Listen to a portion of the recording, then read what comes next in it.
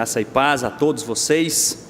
Privilégio reunirmos como povo de Deus nessa manhã para adorarmos, bendizermos e glorificarmos ao único e verdadeiro Deus. E nesse momento nós continuaremos a adorá-lo através da meditação da palavra santa, inerrante, inspirada do próprio Deus. Eu convido para que você abra sua Bíblia em Hebreus capítulo 1. Nós leremos versículos 1 a 4.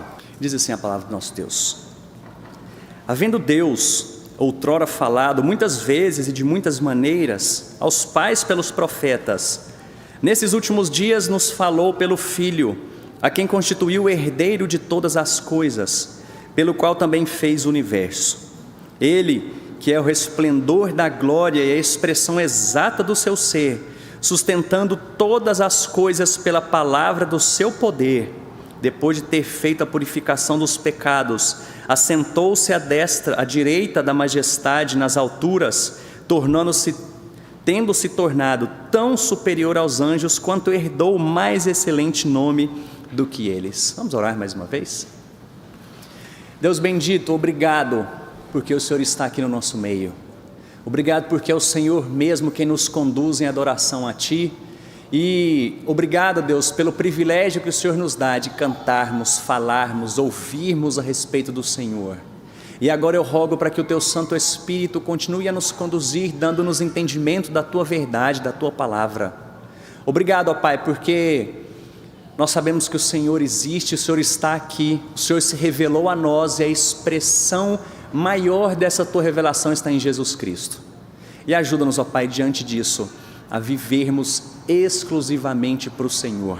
Diante dessa verdade, ajuda-nos, ó Pai, a dedicarmos nossa vida a Ti, o grande Deus supremo acima de todos. Nós oramos assim em nome de Jesus. Amém. Muitas religiões, filosofias tentam responder algumas questões muito básicas e fundamentais da nossa frágil e curta vida humana. Por exemplo, existe um Deus de fato? Nós podemos conhecê-lo? Se sim, como podemos conhecer esse Deus? Como podemos entender as provações dessa vida e a certeza da morte? Realmente importa em que nós acreditamos, contanto que seja sincero? E o livro aos Hebreus, essa carta aos Hebreus, responde todas essas questões básicas nas quais nós nos questionamos, nas quais o mundo questiona. E assim, essas respostas vão de encontro às visões mais populares dos nossos dias. Nós vivemos em uma época em que ser tolerante e não julgar a opinião do próximo, talvez isso seja considerado como uma virtude primária. A verdade é vista como subjetiva, pessoal, não absoluta e universal. Portanto, independente da religião que você segue ou alguém segue, se isso não faz mal para outras pessoas, tudo bem. Quem sou eu ou quem somos nós como igreja, o povo de Deus, para julgar essa verdade que você tem? Portanto, porém, a carta aos Hebreus, ela vem diante dessa mentalidade moderna, afirmando não só que Deus existe, mas que esse Deus se revelou, e acima de tudo, Ele se revelou na pessoa do seu Filho Jesus Cristo, que Ele é supremo acima de qualquer outra verdade. Afinal das contas, Ele diz: eu sou a verdade. E essa é a grande afirmação que Hebreus vem fazer, não só diante da supremacia de Jesus Cristo, mas de um Deus que existe, que se revela e exige fidelidade total dos seus filhos, daqueles que o seguem. E só para nós entendermos um pouquinho melhor essa carta aos Hebreus, antes de nós entrarmos no texto, diante dessas questões que eu abri aqui falando para vocês, o autor do livro aos Hebreus, ele é desconhecido, ele não se revela aqui nesse texto. Porém, diante do texto, nós encontramos algumas características que mostram um pouquinho quem era esse autor. A escrita desse texto é diante de um grego muito bem escrito, era um homem versado, era um homem que conhecia praticamente tudo do Antigo Testamento, porque aqui ele vai fazer várias citações de várias passagens do Antigo Testamento. Então, era um homem muito conhecedor da palavra de Deus, mas não somente isso, ele entendia claramente que todo o cumprimento desse Antigo Testamento se aplicava, ele mostrava, apontava, afunilava na pessoa de Jesus Cristo. Ele sabia muito bem aplicar essa verdade na vida daqueles que estavam lendo essa carta. Essa carta ela foi endereçada para alguns judeus cristãos que também entendiam a respeito desse Deus criador de todas as coisas, mas eles estavam talvez correndo um certo perigo aqui nesse momento, e por isso o autor aos Hebreus escreve essa carta, de eles não estarem sendo firmes nessa confissão a respeito de Jesus Cristo, diante de algumas heresias que surgiram naquela época, e elas se propagaram, inclusive tem raiz até hoje na nossa cultura, na nossa sociedade, que Cristo é talvez mais uma parte da criação de Deus, portanto ele não é Deus. E para combater isso, o autor aos Hebreus vem falar justamente sobre essa supremacia de Jesus Cristo. Mas tem uma palavra que ele usa muito aqui, que nos chama a atenção, que é superior, muito melhor. E ele vai repetir várias vezes isso no texto, mostrando que não é somente Jesus Cristo, Filho de Deus, mas em que nele é o cumprimento de toda a profecia, e que ele é muito superior a tudo aquilo que veio no Antigo Testamento, e nós sabemos e podemos aplicar isso hoje, sabendo que Jesus Cristo é supremo sobre todas as coisas. Nós acabamos de cantar sobre isso aqui. Nós vemos o apóstolo Paulo falando várias vezes em suas cartas, em suas epístolas, a respeito dessa supremacia de Jesus Cristo. Mas nós vamos entender um pouquinho agora, entrando no texto, entendendo qual é essa defesa da fé, qual é a defesa que o autor faz diante daquele povo, diante dos hebreus. Esse foi um título adicionado depois, mas eram judeus, cristãos, a defesa que ele faz a respeito de Deus e de Jesus Cristo. E ele faz isso apontando duas vertentes aqui, a primeira olhando para o passado, e a segunda apontando para o seu presente, que também está envolvido conosco hoje. Então, em primeiro lugar, ele olha para o passado para fazer essa defesa, e depois olha para o tempo presente no qual ele estava vivendo. E o texto começa então dizendo para nós: havendo Deus outrora falado muitas vezes e de muitas maneiras aos pais pelos profetas. Veja bem que então, em primeiro lugar, ele olha para o passado, dizendo, havendo Deus outrora falado. Isso nos lembra um texto muito parecido, quando a Bíblia começa, dizendo que no princípio criou Deus os céus e a terra. O que o autor assume aqui, diante dessa história de olhar para o passado, a primeira coisa que ele assume aqui é de que Deus existe. Dentro dessa defesa que ele faz para aqueles cristãos daquela época, ele simplesmente está afirmando que Deus existe, porque ele fala, havendo Deus outrora falado. E apesar de muitas pessoas poderem afirmar que não tem certeza de que se Deus existe ou não, ou outros simplesmente afirmando que não creem em Deus, o que o autor vem aqui nos afirmar é simplesmente a ideia de que, independente do que se crê a respeito dele, independente dessas crenças, não afeta o fato de que Deus existe. E esse é o grande ponto que nós temos aqui.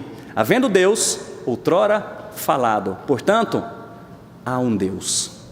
Depois ele continua de que esse Deus não só existe, que esse Deus é, mas que esse Deus se revelou, esse Deus mostrou quem ele é, e nós podemos conhecê-lo, porque ele diz, havendo Deus outrora falado. Esse Deus não está em silêncio, ele resolveu revelar-se à raça humana. E a gente vai encontrar em alguns outros textos, por exemplo, Paulo falando em Romanos, dizendo que Deus se revela através da criação, e todo homem se torna indesculpável, porque através dessa criação Deus revela quem ele é.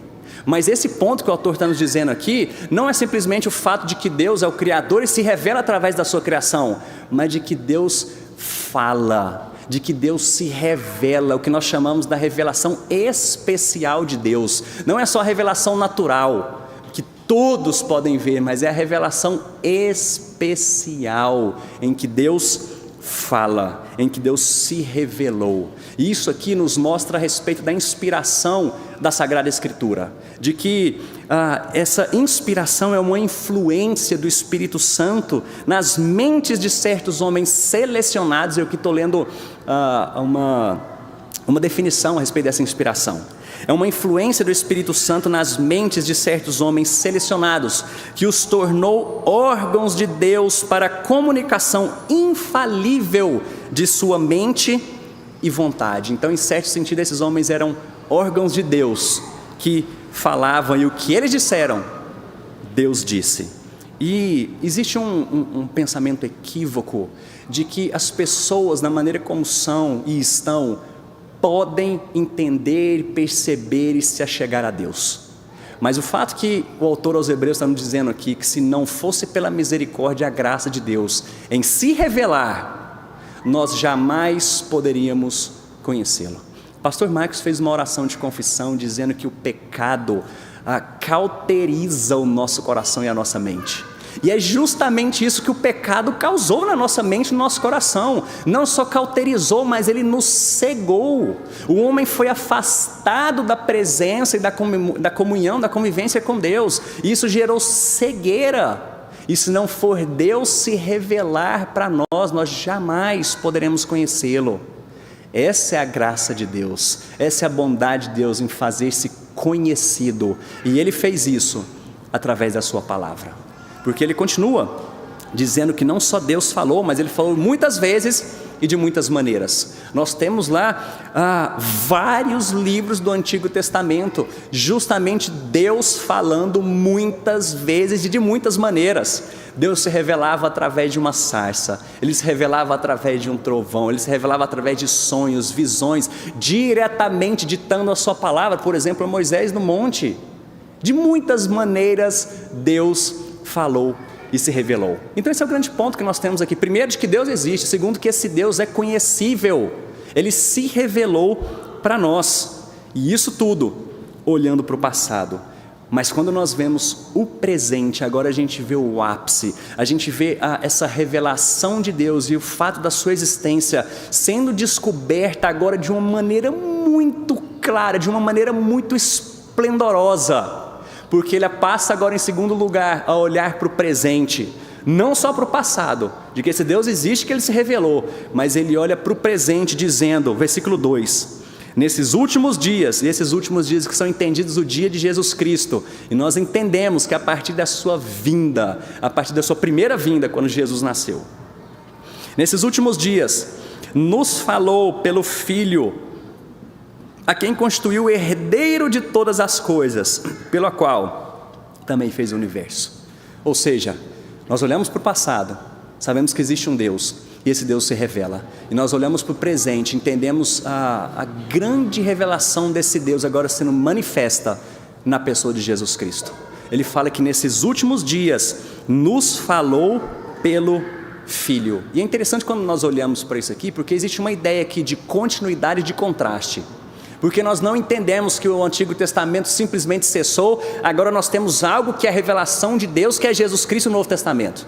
Mas isso aqui é uma continuidade que Deus fala, essa ideia de falou, é que Ele estava ainda falando, Deus falava, só que nós entendemos aqui a continuidade dessa história de falar. Porque Deus revelou-se aos pais pelos profetas, entendendo todo o Antigo Testamento aqui, englobado tudo, mas agora atualmente, nos dias de hoje, nos últimos dias, Ele fala pelo Filho, e agora essa revelação está completa. Antes fragmentada, falou muitas vezes de muitas maneiras, agora tudo isso converge na pessoa do seu Filho, Jesus Cristo. É o Deus Filho sendo afirmado aqui nesse momento, e de que não somente Ele fala muitas vezes de várias maneiras, mas agora Deus fala unicamente e de forma específica através do seu Filho Jesus Cristo. E diante disso, nós também encontramos um contraste de ser aqui, porque fala a respeito de Cristo não somente como homem revelando a vontade de Deus, mas o próprio Jesus Cristo. Olha só as afirmações que ele vai fazer mostrando que esse Cristo é Deus. E ele passa então, diante desse ponto, a fazer algumas breves afirmações, muito sucintas, a respeito de quem é esse Jesus Cristo, na defesa de que Ele é supremo e soberano sobre todas as coisas. Olha só, Ele nos falou pelo Filho, só um parênteses aqui, porque é mais lá na frente, lá no capítulo, mais para frente lá em Hebreus, que ele vai citar a palavra Jesus.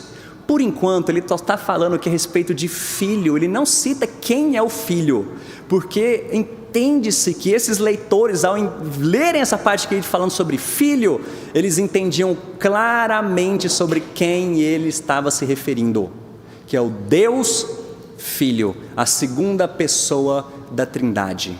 Mas por que ele ainda não citou Jesus? Justamente porque ele vai falar aqui agora. A quem constituiu o herdeiro de todas as coisas.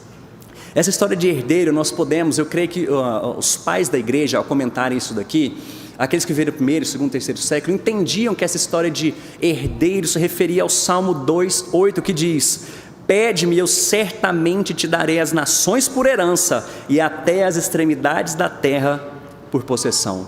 E isso então fala a respeito de um filho redentor, restaurador, aqueles que foram retirados todas as coisas por conta do pecado, agora vem aquele que é herdeiro para restituir todas as coisas através da redenção.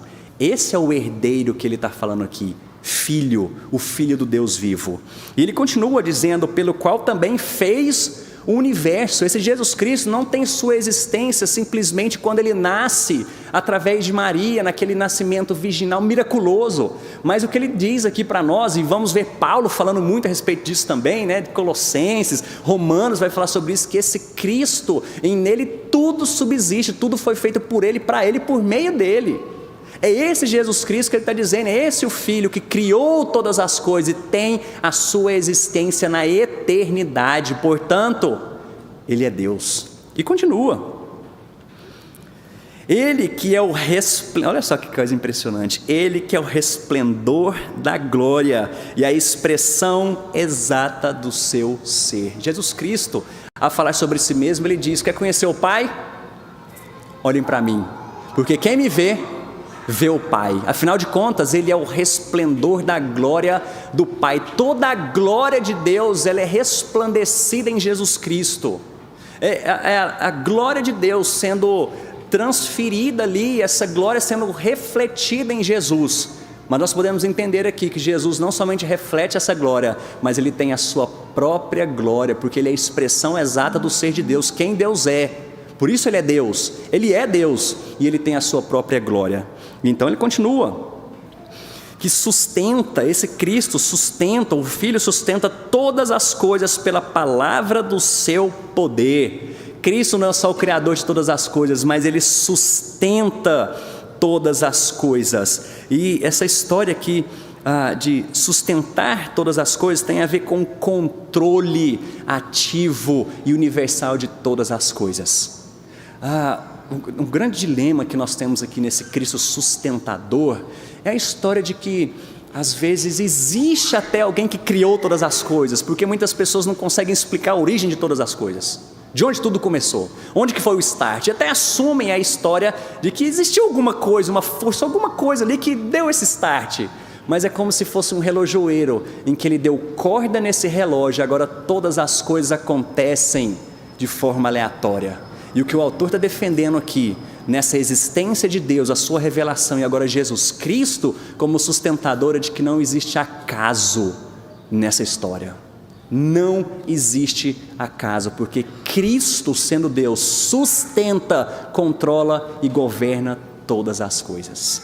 Então ele continua, que depois de ter feito a purificação de pecados, assentou-se à direita da majestade nas alturas. A ideia aqui, e eu quero relembrá-los como que nós terminamos, ou como que a Bíblia termina o Antigo Testamento, em Malaquias.